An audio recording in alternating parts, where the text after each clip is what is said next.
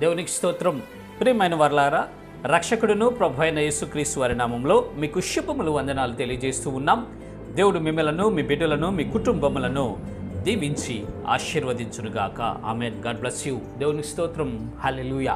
ప్రియమైన దేవుని పిల్లలారా, మీకు ఆశీర్వాదం కావాలా? మీకు దీవెన కావాలా? మీ కుటుంబము, మీరు, మీ బిడ్డలు, మీ రక్త సంబంధికులందరూ దీవించబడి ఆశీర్వదించబడి ఉన్నతమైనటువంటి స్థితిని కలిగి మీరు జీవించాలని ఆశపడుతున్నారా? అయితే పరిశుద్ధ లేఖనాల్లో దేవుడు ఈ రీతిగా రాయిస్తూ ఉన్నాడు. చూద్దాము లేఖన భాగము. కీర్తనల పుస్తకము 115వ కీర్తన 13వ చరణములో దేవుడు ఈ రీతిగా రాయిస్తూ ఉన్నారు. పిన్నలనేమి పెద్దనలేమి తన యందు భయభక్తులు గలవారిని యెహోవా ఆశీర్వదించును. దేవునికి స్తోత్రం. హల్లెలూయా.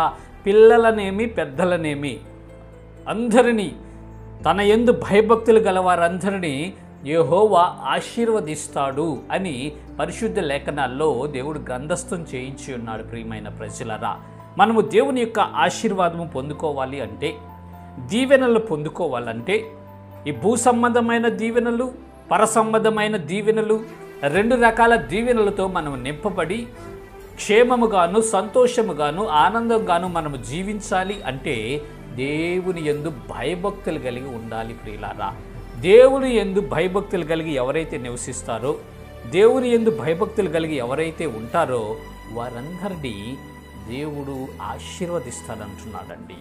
ఈనాడు మనము ఆశీర్వాదాలు పొందుకోలేకపోవటానికి కారణం ఏంటంటే మనమే. ప్రియులారా, దేవుని యందు భయభక్తులు కలిగి లేకపోవటం వలన, దేవుని చిత్తాన్ని మనం జరిగించలేకపోవటం వలన, దేవుని మీద విశ్వాసం లేకపోవటం వలన మనము ఆశీర్వాదాన్ని పొందుకోలేకపోతున్నాం. ప్రియమైనటువంటి ప్రజలారా, దయచేసి గమనించండి.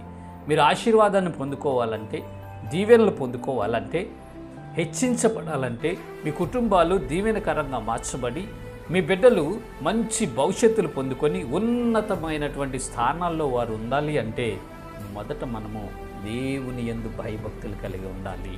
దేవుని యందు భయభక్తులు కలిగి ఉండాలి. దేవుని యందు భయభక్తులు కలిగి ఉండాలండి. ఏ మనుష్యుడైతే దేవుని యందు భయభక్తులు కలిగి ఉంటాడో, ఏ కుటుంబం అయితే దేవుని యందు భయభక్తులు కలిగి ఉంటారో, ఏ బిడ్డలైతే దేవుని యందు భయభక్తులు కలిగి ఆయన త్రోవల్లో ఉంటూ ఉంటారో వారిని దేవుడు ఆశీర్వదిస్తాడండి.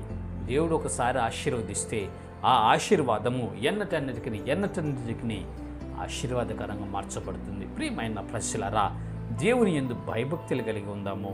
ఆయన త్రోవల్లో నడిచి దేవుని చేత ఆశీర్వదించబడి అనేకులకు సాక్షి బిడ్డలుగా మనం నిలబడతాం. ఇటు కృప దేవుడు మనందరికీ కొలువు చేయనుగాక.